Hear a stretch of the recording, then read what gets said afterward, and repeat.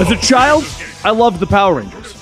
I remember sitting and watching the premiere episode way back in 1993 with my father and brother. At one point, we owned all of the toys, with my personal favorite being the Green Ranger. He had the Dinosaur and the Dragon Dagger, and as a kid, the adventures of a group of teenagers with attitude fighting the giant monsters really grabbed my attention. Never mind the fact that the teenagers did not in fact have any real attitude, but instead were actually very community-oriented. It wasn't until years later that I discovered that the Power Rangers were actually two different shows cut together. Now, this is very common knowledge these days, but when I was at the ripe old age of 9 years old, I honestly had no idea. I had no idea that the Ranger portions were cut from a long-running Japanese TV show. Of course, you can watch it today and it's painfully obvious. But as cheesy as some of those old episodes are, that's part of their charm. So let's look at the history of the Mighty Morphin Power Rangers.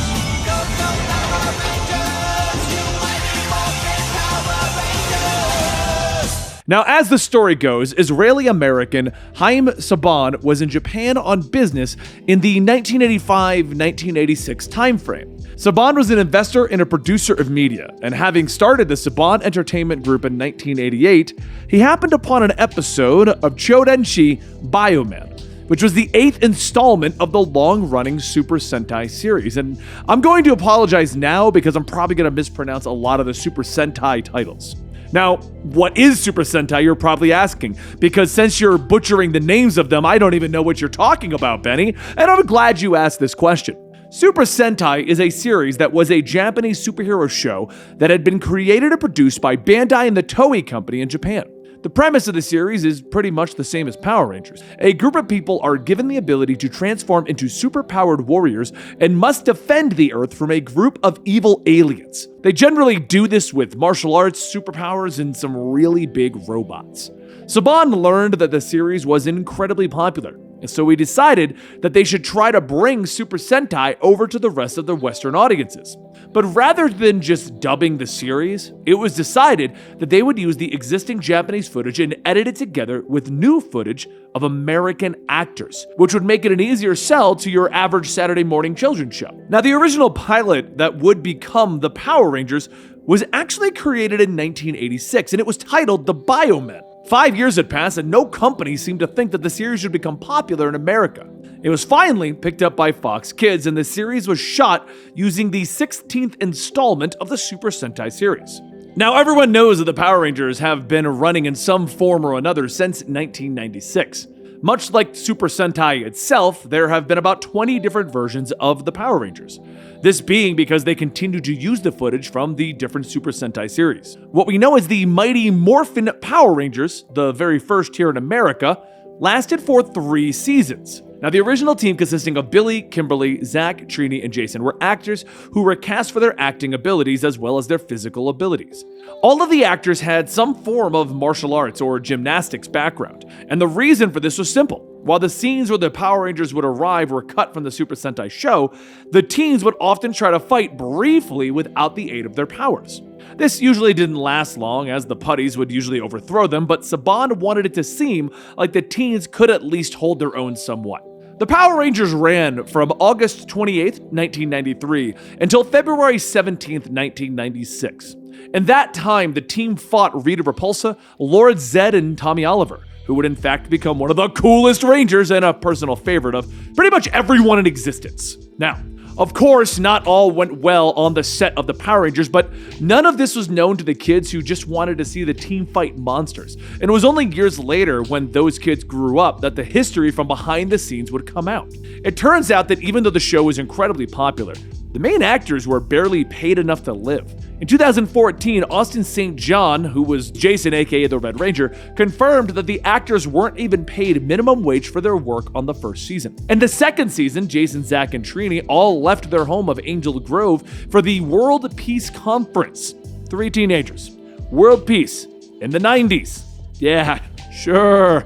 Anyway, reality of the fact was that half the cast had quit due to the low wages. But not every member of the cast quit because of pay. In 2010, it was revealed that David Yost, who played the original Blue Ranger, quit due to constant harassment from cast and crew over his sexual orientation. Even with all of these behind-the-scenes problems, though, their show proved incredibly popular. In 1995, the very first Power Rangers movie debuted in theaters. The movie saw our teens with an attitude taking on Ivan Ooze and gaining new ninja powers. I saw it in the theaters with my father and brother, and we loved it. And as an adult, well, it's truly terrible. However, this was the first time that Super Sentai footage was not used when creating a Power Rangers-related property. The third season of the show ended in 1996, thus also ending the existence of the Mighty Morphin Power Rangers. But the team would live on, becoming the Power Rangers Zeo, which would use footage from the 19th version of the Super Sentai series. The Power Rangers proved popular enough that several other shows used the idea of Japanese action scenes edited together with American actors. Saban Entertainment produced VR Troopers, Masked Rider, and Beetleborgs, which all ran on Fox Kids in the mid-90s. None of these would match the level of popularity that the Power Rangers found and continues to have to this day, though. But I will admit, I was a fan of VR Troopers and Beetleborgs. I mean, they were all the same thing. How could I not like them? Anyway, to this day, the original Rangers live on with their fans. There are now comics that continue the story of the original team that we feature right here on the Comicstorian channel, and you can see the entire storyline, and we are continuing. New legacy toys, board games, and tabletop role-playing games. In 2017, Saban even produced a reboot movie of the original Mighty Morphin Power Rangers, bringing the group of teens, this time with actual attitude, oddly enough, to both new audiences as well as those that grew up on the series. All of this was designed to bring in new fans as well as bring back that fateful day in 1993. Except, now, I'm adding an addition to the script because as I was recording it, we discovered, well, the story doesn't end there, my friends. You would assume that with a reboot movie, they're going to try to bring back the Mighty Morphin Power Rangers, and the original series is going to continue onward. But as I was recording this with our Twitch audience, I discovered that Saban sold the rights to Power Rangers in 2018 to Hasbro before closing its doors in July of 2018.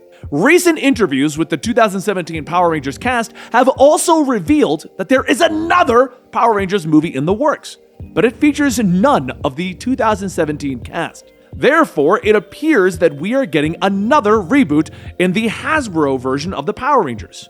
When I looked into the reasoning behind Hasbro's acquisition of the entire Power Rangers license, they apparently bought the rights to the toys for a measly $22 million, but then decided that the Power Rangers have much more potential as an entire franchise, and they wanted to bring out more toys, more board games, more video games. So they bought it all, and Saban sold it and shut their doors. So I guess that this means that this video is technically just a stopping point in the middle of the story, because it's just beginning again. Isn't it? Anyway, I hope you guys enjoyed a recap of what happened to the original Mighty Morphin Power Rangers, and if you want to know more about the inner workings of the characters, I thought that might be interesting as well. Like many people, myself included, weren't aware that Tommy Oliver, the Green Ranger who became the White Ranger, he then left the show, has come back multiple times. The dude has like 7 different Ranger forms or like 6 different Ranger forms. I think we could do an entire video just discussing the character of Tommy Oliver and all of his iterations that have happened up to this point. And then there's also Draken when he became a villain in the comic book world. If you're interested in that, check out down below. You can subscribe to our channel as we're going to be doing the Power Rangers comic books again, and I would really appreciate it. But as usual with these What Happened Tos, let me know in the comments down below what other shows you want us to talk about. We're already working on an Earth's Mightiest Heroes one, and we've talked about doing what actually happened to VR Troopers and Beetleborgs, but I always love to see what your guys' opinions on what we should do next are. I also want to tell you a little bit of a personal story before we end this video, and I don't know what footage Dylan's going to use on this, but when I was a kid, my brother and father, that wasn't a lie, that wasn't made for this script, we were hopelessly addicted to the Power Rangers as children.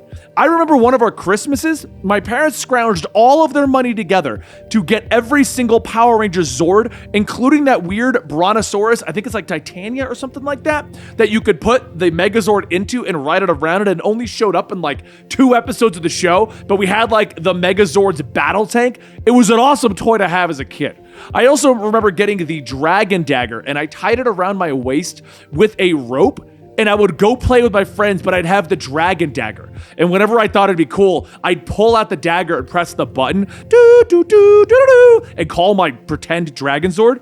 I also remember actually shedding tears as a kid. I mean, I was a kid when Tommy Oliver lost his Green Ranger powers, but as a kid, I didn't know like how shows worked and what was happening. All I knew is that my favorite character was leaving the show, and like they did like a nice send-off to him in the show. And as a kid, I was like, "What? The Green Ranger, he's gotta come back. He's my favorite." It was, I don't know about you guys, but what happened? Do you have any memories of the Power Rangers as kids? Let me know of those in the comments below as well. So many of these shows, doing these scripts, bring back so many memories of my childhood, of watching these shows and enjoying them and what happened. I was a weird kid. Or maybe I wasn't. Maybe you guys can tell me I wasn't a weird kid. Either way, thank you so much for your support, and I will see you next time right here at the Comicstorian channel with our next episode of What Happened To